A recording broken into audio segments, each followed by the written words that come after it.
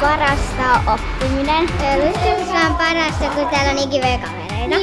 No luistelussa on parasta hippit ja piruetit. Ja se oppii.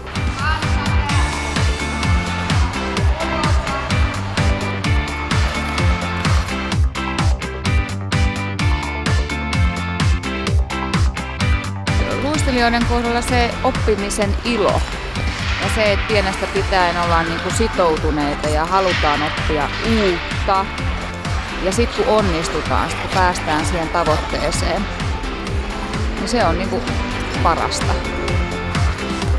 Ja se, että luistelijat tulee mielellään harjoituksiin ja nähdään, että lapset hymyilee ja ne on iloisia harjoituksissa.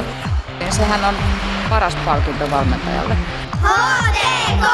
Parane joo!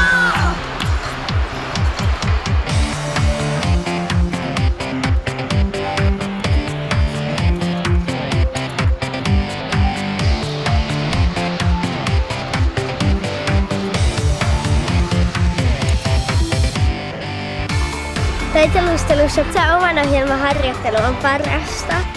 On parasta, kun esityksen jälkeen saa kukkia tai jotain pehmoiluja. Se on parasta, kun oppii uutta.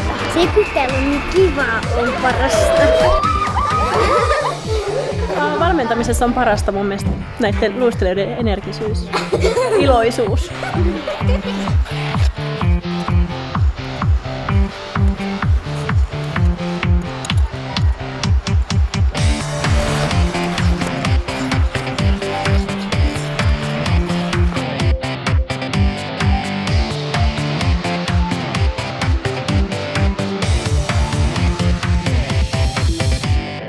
Taitoluistelussa mun mielestä on parasta, kun on kivoja kavereita ja kilpaileminen on tosi hauskaa.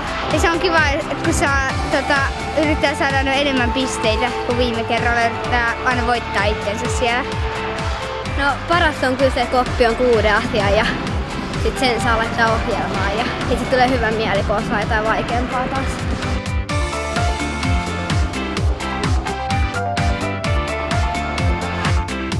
Leirit on parasta ja äidin tekemät eväät on parasta. Kaverit on piirretit. Kaikki on kivaa.